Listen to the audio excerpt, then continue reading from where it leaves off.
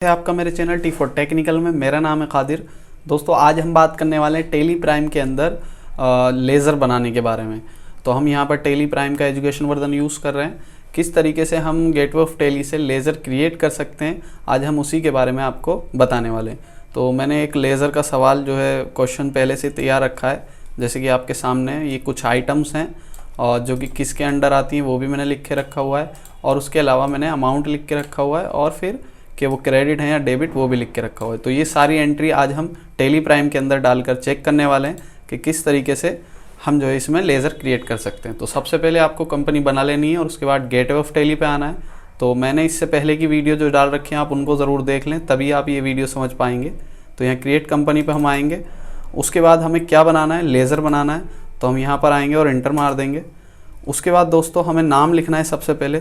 तो पहला जो नाम है हमारा वो कैपिटल है, जो कि कैपिटल अकाउंट में है, और 15,000। ठीक है, तो यहाँ पर हम लिख लेते हैं कैपिटल और इंटर मारते हैं। और उसके बाद हमारा जो है वो कैपिटल अकाउंट में है, तो हम इसे ऐसे ही रहने देंगे।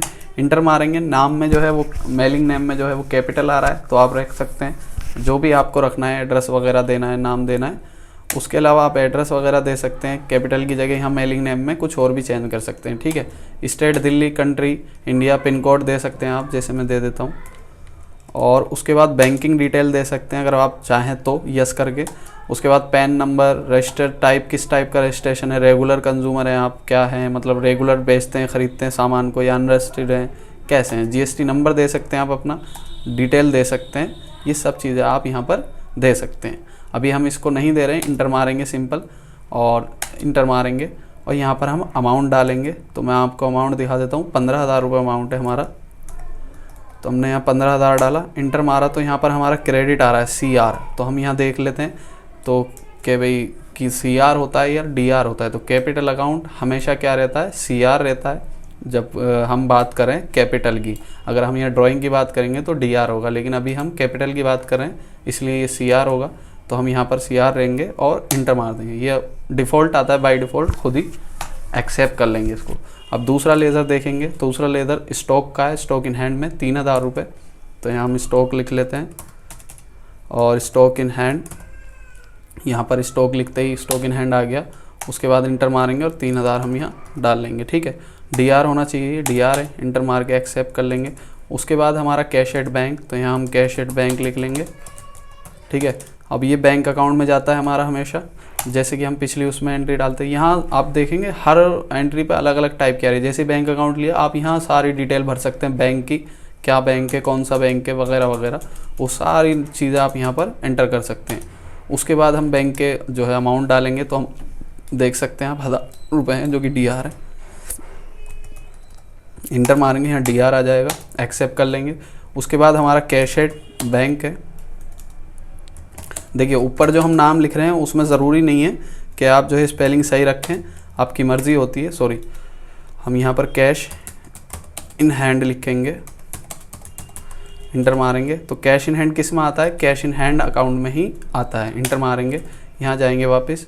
तो मैं आपको दिखाता हूँ, कैश इन हैंड को हम कैश अकाउंट भी बोलते हैं, और जो है यहाँ पर लिखा हुआ आ रहा है 500। ठीक है, अब ध्यान देने वाली बात एक ये है कि तभी भी हम लेज़र बनाएंगे, ठीक है ना, जब भी हम लेज़र बनाएंगे तो कैश इन हैंड का लेज़र हम कभी नहीं बनाते। क्यों?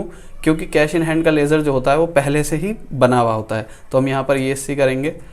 ठीक है, अभी हम लेज़र में आते हैं और हम इसे पेजअप करेंगे। तो जैसे हम पेजअप करेंगे तो यहाँ देख सकते हैं आप कैश एट बैंक, कैश का लेज़र बना हुआ है। कैश मतलब कैश इन हैंड। हम यहाँ सिंपल इंटर मारेंगे और बस हमें अमाउंट डालना होगा, जितना हमारा अमाउंट होगा। जैसे 500 रुपये हमारा अमाउंट है, तो हम यहाँ 500 रुपये डालेंगे और इंटर मार देंगे और DR यस। उसके बाद हम दूसरा देख लेते हैं, मशीनरी हो गया। फिक्स असेस में 10,000 रुपये, यह मशीनरी ले लेते हैं हम। ठीक है, ये फिक्स असेस में आएगी क्योंकि मशीनरी हमारी फिक्स असेस होती है। इंटर मारेंगे, यहाँ डिटेल दे सकते हैं आप, सारी सर्विस है, गुड्स है, क्या है। ठीक है, तो गुड्स ले लेते हैं, ये मर्ज़ी है आपकी। अभी मैं सिंपल आपको जल्दी से सिखा रहा हूँ, बाकी आप डिटेल यहाँ डालना चाहें तो डाल सकते हैं। ये 10,000 रुपये की हमारी मशीनरी होगी, हम इंटर मारेंगे। उसके बाद हमारा परचेज अकाउंट था, तो हम यहाँ परचेज ले लेंगे। परचेज़ किस में आता है, हमेशा परचेज़ में ही आता है, परचेज अकाउंट में। यहाँ पर डिटेल डाल देंगे सारी, कैसी है आपका, और यहाँ अमाउंट ले लेंगे हम, परचेज़ का अमाउंट है 20,000 रुपये, ठीक है। तो यहाँ 20,000 ले लिया हमने, इंटर मारा, DR एक्सेप्ट कर लिया। उसके बाद है वेजिस। वेजिस क्या होती है दोस्तों? वेजिस होती है आपकी मजदूरी, तो इसलिए डायरेक्ट एक्सपेंसिव में जाती है, ठीक है। और यहाँ इंटर मारेंगे हम, और उसके बाद हम यहाँ पर अमाउंट डाल लेंगे। तो वेजिस का जो अमाउंट है वो 5,000 रुपये है, ठीक है। यहाँ 5,000 हम इंटर कर लेते हैं, इंटर मारेंगे, DR ही रहेगा और यस कर लेंगे। उसके बाद सेल्स अकाउंट है, सेल्स लिखेंगे यहाँ पर हम, ठीक है, और यहाँ पर इंटर मार लेंगे।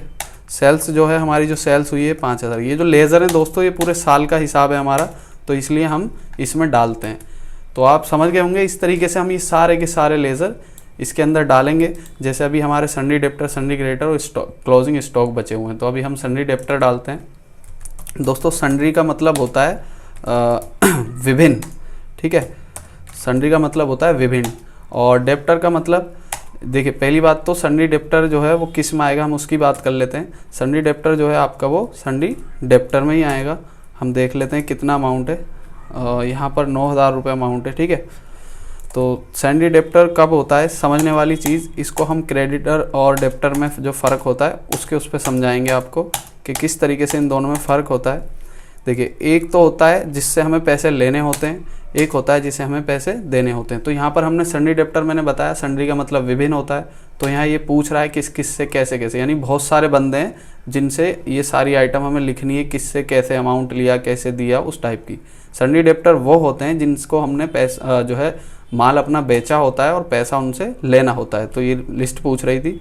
ऐसे सन्डी क्रेडिटर, क्रेडिटर वो होते हैं जिनसे हमने परचेस करा होता है माल और उसके बाद हमें उन्हें भुगतान करना होता है, पैसा देना होता है। तो हमने क्योंकि सन्डी क्रेडिटर लिया तो आपसे देखिए एक लिस्ट खुल कर आएगी आपके सामने, जब आप इसमें अमाउंट डालेंगे 4,000 रुपये डालेंगे जैसे हम, तो यहाँ लिस्ट आएगी, ये पूछेगा किस किस से आपने जो है परचेस कराया और किस किस को आपको डेबिट यानी पैसे देने हैं। यहाँ हम एक्सेप्ट कर लेंगे।